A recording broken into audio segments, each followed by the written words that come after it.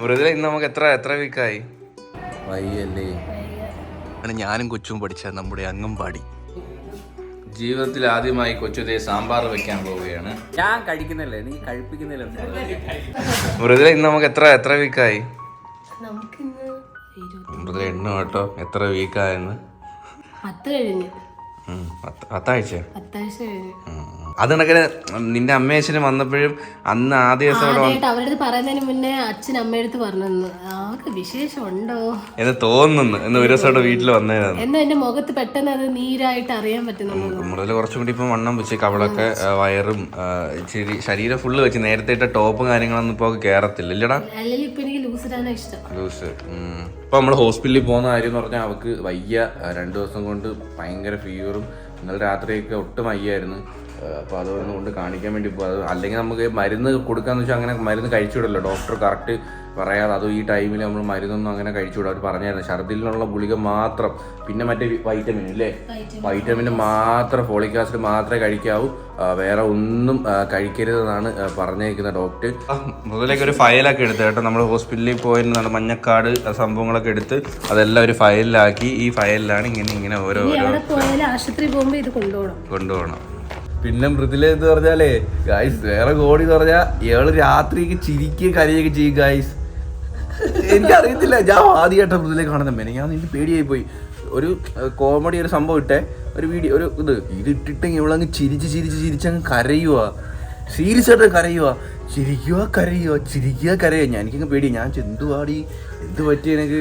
അപ്പൊ അവൾ എൻ്റെ അടുത്ത് പറയുവാണ്. എന്ത് പറഞ്ഞു നീ? അല്ല, ഞാനിങ്ങനെ കണ്ടിട്ടുണ്ട് ഹോർമോൺ ബാലൻസ് വരും. റീൽസിലൊക്കെ കണ്ടിട്ടുണ്ട്. പ്രഗ്നന്റ് ആയിട്ടൊക്കെ ഇരിക്കുമ്പോൾ ഹോർമോൺ ചേഞ്ച് കൊണ്ട് ഇമോഷണലി കരയും, ഒരു കാരണമില്ലാതെ കുത്തിയിരുന്ന് കരയും എന്നൊക്കെ കണ്ടിട്ടുണ്ട്. ഞാൻ ആദ്യമായിട്ട് എക്സ്പീരിയൻസ് ചെയ്യുന്നത്. ഞാൻ ആദ്യമായിട്ടാ ഈ പെണ്ണ് ഇവിടെ വന്ന് കരയുന്നതാണെന്ന്. ചുമ്മാ ഇരുന്ന് കുത്തിയിരുന്ന് കരയും. അത്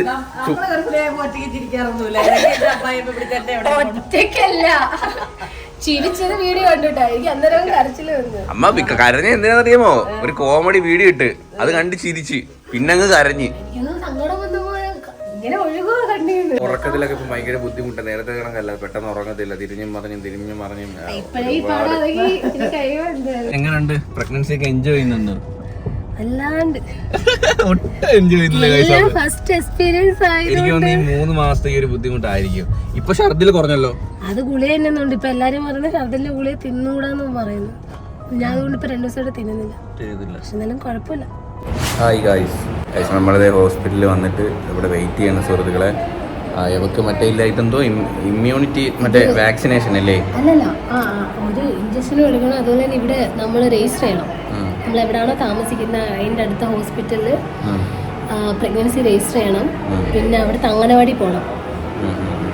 ഗർഭിണികളുടെ പരിശോധന. ഇവക്ക് എന്തോ ഒരു വാക്സിൻ എടുക്കണം, ഇഞ്ചക്ഷൻ എടുക്കണം. കഴിഞ്ഞ മാസം എടുത്തായിരുന്നു, ഈ മാസം എടുക്കണം. 6 ദിവസം താമസിച്ചു. നമ്മളിവിടെ വെയിറ്റ് ചെയ്യാണ്. അമ്മത്തെ OP എടുക്കാൻ പോയി. ഇവർക്ക് പനിയുണ്ട്. അപ്പോൾ പനിയും കൂടി കാണിച്ചിട്ട് നമുക്ക് നേരെ വീട്ടിലോട്ട് പോകാം. മൃദുലേ നമ്മ പറഞ്ഞു കൊടുത്ത് മുതലേന്ന് എഴുതി വെച്ച് ഞാനും കൊച്ചും പഠിച്ച നമ്മുടെ അംഗൻവാടി.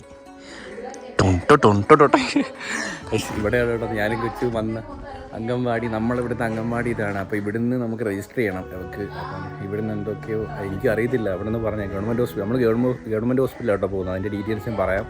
അപ്പോൾ അതുകൊണ്ട് തന്നെ നമുക്കിവിടെ രജിസ്റ്റർ ചെയ്യേണ്ടതുണ്ട്. അപ്പം അവർക്കൊരു ബുക്കൊക്കെ കൊടുക്കും കേട്ടോ. ഈ പ്രഗ്നൻസി ഗർഭിണികൾക്കൊരു ബുക്കൊക്കെ ഗവൺമെൻറ് കൊടുക്കുക. അതിനകത്തോട്ട് ഓരോ സ്കാൻ ചെയ്യുമ്പോൾ അതിൻ്റെ റിപ്പോർട്ട് കാര്യങ്ങളൊക്കെ എഴുതണം.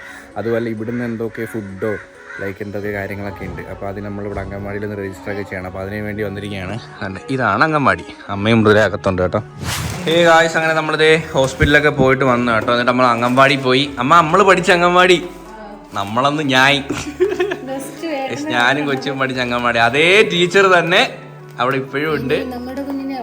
അതാ, കുഞ്ഞിനൊരു 3 വയസ്സ് വരെ ഇത് ഇതിനകത്ത് ഫുൾ ഡീറ്റെയിൽസ് ഒക്കെ ഉണ്ട്. പിന്നെ ആവുമ്പോഴും അത് കഴിഞ്ഞ് കുഞ്ഞായി കഴിഞ്ഞാണ്ട് ഇതൊക്കെ കാര്യങ്ങൾ ഇതൊക്കെ നോക്കിയിരുന്ന് പഠിക്കിയിരുന്നു.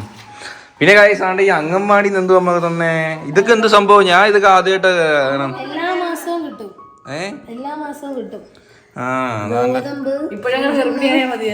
വെളിച്ചെണ്ണ ഇതിനകത്ത്. പ്രസവിച്ച് 6 മാസം കഴിഞ്ഞ് അമൃതം പൊടി. കുഞ്ഞിന് 3 വയസ്സ് വരെ. ഓഹോ, ഓക്കെ ഓക്കെ. ഇതൊക്കെ അവിടെ നിന്ന് തരുന്ന കേട്ടോ. ഇതെന്തോ റവ പഴം വാങ്ങിച്ചിട്ടുണ്ട്. മൃദുലയ്ക്ക് ചോറിനോടോ ചിക്കനോടോ ബീഫിനോടോ ഒന്നിനോടോ ഒരു താല്പര്യവും ഇല്ല കേട്ടോ. അതായത് നമ്മള് ഫുഡൊക്കെ വെക്കട്ടോ കേട്ടോ. ഫുഡൊക്കെ വെച്ചിട്ട് കഴിക്കാം. വിശക്കുന്നു. കൊച്ചു ഇറങ്ങി വന്നിട്ടുണ്ട് കേട്ടോ. നമ്മൾ അംഗൻവാടി പോയടാ. നമ്മളെ പഠിപ്പിച്ച അതേ അംഗൻവാടി ടീച്ചർ ഇനി അടുത്തത് ആ ടീച്ചർ തന്നെ ഇപ്പോഴും. എത്ര വർഷമായി? ഞാൻ ഇവരുടെ അപ്പുറത്തും ഇപ്പുറത്തും ഇന്ന് ഉറങ്ങുമായിരുന്നു. നിനക്ക് ഓർമ്മയുണ്ടോ അംഗൻവാടി പോയത്? ചെറിയൊരു ഓർമ്മയുണ്ട്. എനിക്ക് ഇവിടെ സ്കൂളിൽ കൊണ്ടാക്കുന്ന ഓർമ്മയുണ്ട്. അംഗൻവാടി പോണത് എനിക്ക് എത്ര അങ്ങോട്ട് ഓർമ്മയില്ല. ഇല്ല, ബുദ്ധിയില്ല, തലക്കത്തെല്ലാം വേണ്ടേ. ജീവിതത്തിൽ ആദ്യമായി കൊച്ചുതേ സാമ്പാർ വെക്കാൻ പോവുകയാണ്. നമ്മയ്ക്കും മൃദുലയ്ക്കും വയ്യാത്തത് കൊണ്ട് വെടിക്കെട്ട് സാമ്പാർ. നിനക്ക് ഒരു മിനിറ്റ്, ഇതിന്റെ പേരെന്തോ? അല്ല, നീ സാമ്പാർ വെക്കാൻ പോവില്ലേ, അതിന്റെ പേരെന്തോ ഞാൻ പറഞ്ഞിട്ട് നീ സാമ്പാർ ഉണ്ടാക്കിയില്ലേ? നീമയ്ക്ക.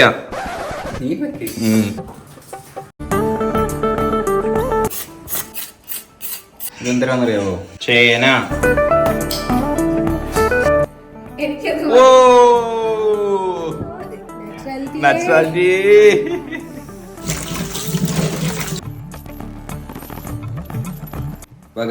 ഇനി നമുക്ക് സാമ്പാർ ഉണ്ടാക്കാം. എല്ലാം വൃത്തിയാക്കി കഴുകി സെറ്റാക്കിയിട്ടുണ്ട്. ഈ വെണ്ടയ്ക്കൊക്കെ എടുക്കുമ്പോൾ സൂക്ഷിക്കണം കേട്ടോ. ഇതിനകത്ത് പുഴുക്കളൊക്കെ ഉണ്ട്.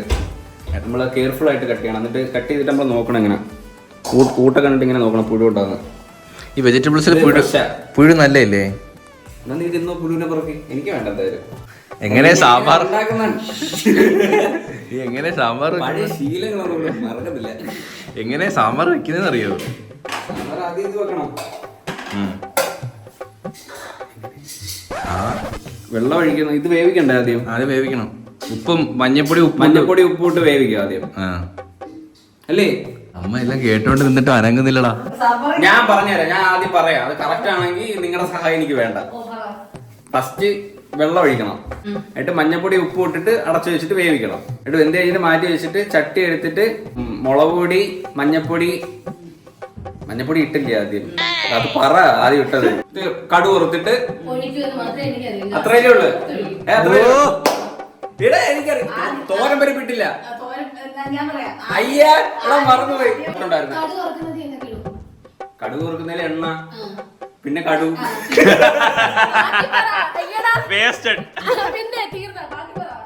കടുക്, പിന്നെ വറ്റലുളവ് ഇടാം, കൊച്ചുള്ളി ഇടാം.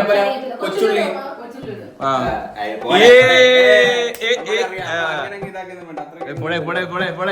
ഇത് കുറച്ച് നാളായി ഈ പരിപാടി തുടങ്ങിയത് കേട്ടോ. അത് 2 ദിവസത്തേക്കുള്ള സാമ്പാറാണ് വെക്കുന്നത്. എപ്പോഴും സാമ്പാർ വെക്കാനൊന്നും പറ്റൂല കേട്ടല്ലേ. ഡ്രീം കേക്കിന്റെ ഡപ്പയ്ക്കകത്താ ഇവിടെ തൊമര ഇട്ടേക്കുന്നത്. തൊമര ഇടണം. ഇനി നമുക്ക് വേണ്ട എന്താണ്? മഞ്ഞപ്പൊടി ഉപ്പ് പുളി. മഞ്ഞപ്പൊടി ഉപ്പ് മതി. അടി കിടന്ന വെജിറ്റബിൾസ് ഒക്കെ ഇങ്ങനെ മിക്സ് ആവണം മഞ്ഞപ്പൊടിക്കകത്ത്. ആ തൊമരയായിട്ട് സാമ്പാർ വെക്കാത്തവർക്ക് തൊമരയായിട്ട് കൊളാബാവണം. ഇതൊരു ട്യൂട്ടോറിയൽ ആവും. കുറച്ചുകൂടെ മഞ്ഞപ്പൊടി വേണോ? വേണ്ടല്ലോ. വേണമുണ്ടോ? കറക്റ്റാ. ലീക്കായി വേണ്ട ചെറുതായിട്ട്. വെള്ളം വെച്ചിട്ട് കൂടിയെന്ന് തോന്നുന്നു. അമ്മ ഇത് എത്ര പീസിൽ വേണോ വേവാൻ? 5. 5 3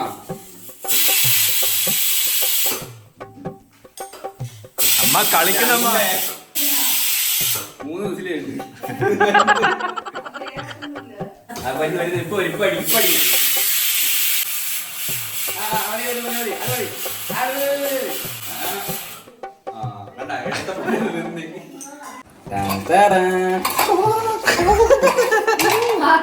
വിശപ്പ് കേറിയപ്പോ എല്ലാരും അടുക്കളയിൽ കയറി. അതാ എല്ലാരും അടുക്കളയിൽ കയറി.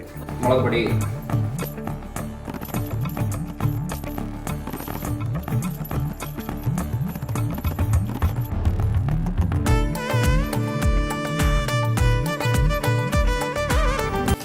എണ്ണ തളിക്കാൻ പോകട്ടോ. എണ്ണ തളിക്കാനാ ഗായ്സ്. അപ്പം നമ്മുടെ സാമ്പാർ ഇത് റെഡി ആയിട്ടുണ്ട്. ഇനി ചോറും മുട്ടത്തോരനും എല്ലാം കൂടി ആയിട്ട് വരാം കേട്ടോ. വിശന്നിട്ട് വയ്യ. റെഡി സാമ്പാർ. ഓ മോനെ, നമ്മുടെ നമ്മുടെ അല്ല എന്റെ സാമ്പാർ. ഞാൻ ഉണ്ടാക്കിയ എന്റെ സാമ്പാർ ഇത് മറ്റുള്ളവർ കഴിച്ചിട്ടുള്ള ഒരു ആ, സംഭവം. അതിലാണ് സത്യത്തിൽ എന്റെ സന്തോഷം. ഞാൻ കഴിക്കുന്നില്ല, എനിക്ക് കഴിപ്പിക്കുന്നില്ല. ചോറുണ്ട്, നല്ല പൊന്നിയരി, ചമ്മന്തിപ്പൊടി, മുട്ട മുതല ചിക്കിയത്, പിന്നെ അത് വലിയ ഗുണമൊന്നും കാണൂല. അതും വലിയ രസം. അപ്പൊ നമ്മള് പപ്പടം ഉണ്ടാക്കിയത് ഇയാളല്ലേ? കഥാനായകൻ സാമ്പാർ. ആ കഷ്ണം ഇങ്ങനെ എടുത്തിട്ടേ ഇങ്ങനെ ഇളക്കി തിന്നണേ.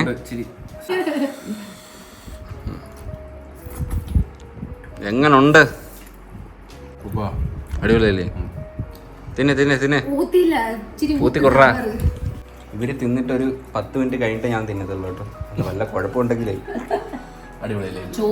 ഈ ചോറും ഈ സാമ്പാറും. അങ്ങനെ വരാൻ വഴി ഇല്ലല്ലോ. കുഴപ്പമില്ല. ഈ തമിഴ്നാട്ടിലൊക്കെ പോകുമ്പോ ഫുള്ള് ഈ അരി. എനിക്കിത് ഈ അരി ഭയങ്കര ഇഷ്ടമായി. ഈ കുഞ്ഞരി പെട്ടെന്ന് ദഹിക്കുകയും ചെയ്യും, ഫാറ്റും കുറവാ. പൊളിയല്ലേ? അമ്പലത്തിൽ നിന്നൊക്കെ ചോറ് മേടിച്ചു ആ ഒരു ഫീല് കഴിച്ചിട്ട് വരാണേ. സാമ്പാർ കഴിച്ചിട്ട് എങ്ങനെയുണ്ട്? അടിപൊളി സാമ്പാർ. കൊച്ചു വെച്ച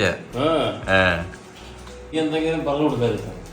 ഇല്ല, അത് സ്വന്തമായിട്ട് ഞാൻ ചെറിയ ഗൈഡൻസ് ഒക്കെ കൊടുത്തായിരുന്നു. എന്നാലും കൊള്ളാം, അടിപൊളിയാ. എന്നാലും അതിന് പാകത്തിന് വേവിക്കണ്ടേ?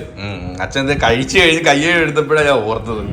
നമ്മൾ ആശുപത്രി പോയി, അങ്കമാടി പോയി രജിസ്റ്റർ ചെയ്ത്, പനി ഉള്ളതുകൊണ്ട് പിന്നെ 2ാമത്തെ ഇഞ്ചക്ഷൻ എടുത്താൽ ഇതായിരുന്നു. കിടന്നോ യു റെസ്റ്റ്. ഈ വീഡിയോ ഇത്രയുള്ള എല്ലാവർക്കും ഈ വീഡിയോ ഇഷ്ടപ്പെട്ടെങ്കിൽ സബ്സ്ക്രൈബ്. അപ്പൊ പിന്നീടുള്ള കാണുന്നവരെ ബൈ.